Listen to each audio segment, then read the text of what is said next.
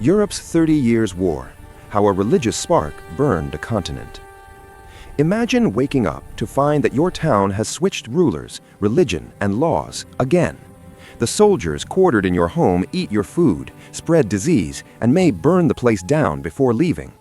By the time peace finally comes, half the people you once knew are gone. This was not a nightmare or a movie plot. It was daily life for millions of Europeans during the 30 Years' War, 1618 to 1648, one of the most destructive conflicts in Western history. Though it began as a religious dispute inside the Holy Roman Empire, it grew into a continent-wide struggle that reshaped Europe and still influences the modern world. To understand the 30 Years' War, it helps to know the fragile balance Europe lived under in the early 1600s. The Protestant Reformation of the 1500s had shattered the unity of Western Christianity. Catholics and Protestants now coexisted uneasily, especially within the Holy Roman Empire, a loose collection of hundreds of German-speaking states, cities, and territories ruled by the Catholic Habsburg Emperor.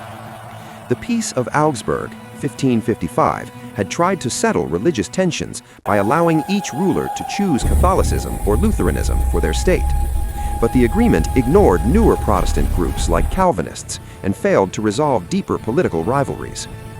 The war officially began in 1618 in Bohemia, today part of the Czech Republic. When the Catholic Habsburg Emperor attempted to limit Protestant rights, Bohemian nobles rebelled.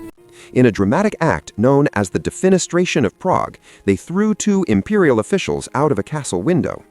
Remarkably, the men survived, but Europe did not escape so easily. This incident ignited a conflict that would draw in most of the major European powers.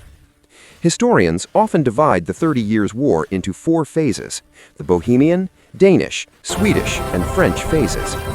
In the early Bohemian phase, Protestant rebels were defeated by Catholic forces at the Battle of White Mountain in 1620.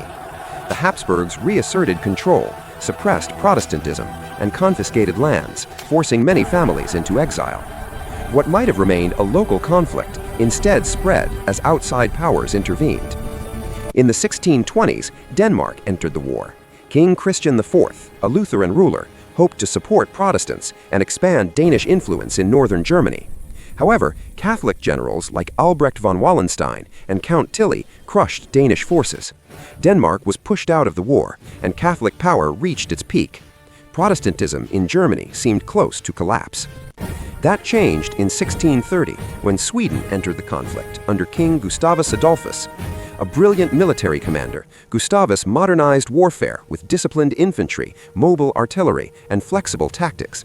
His armies won key victories, most famously at the Battle of Breitenfeld in 1631, reviving Protestant hopes.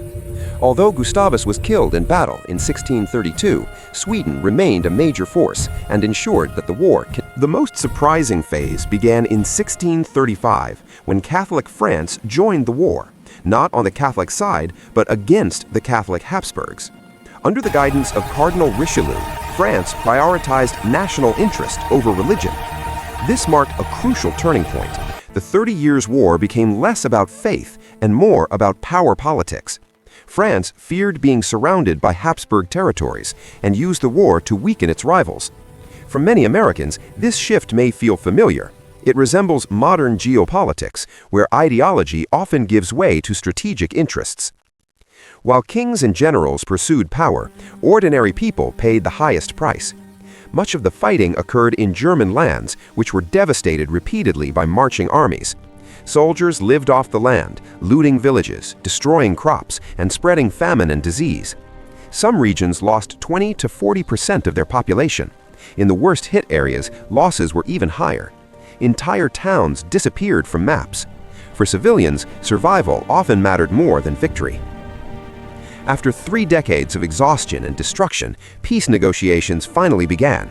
The Peace of Westphalia, signed in 1648, ended the war. It was not a single treaty, but a series of agreements that reshaped Europe's political order.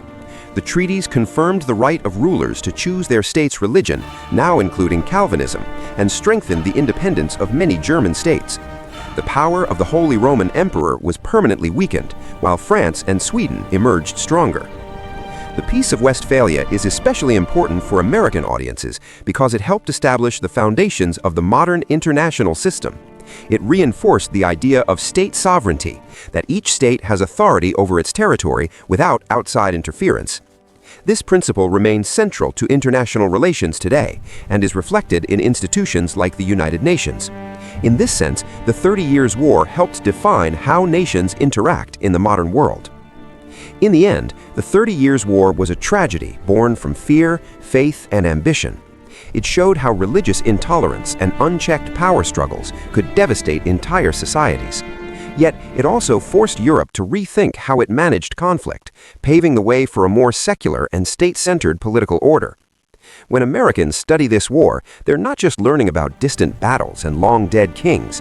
They're exploring the painful origins of ideas that still shape global politics today.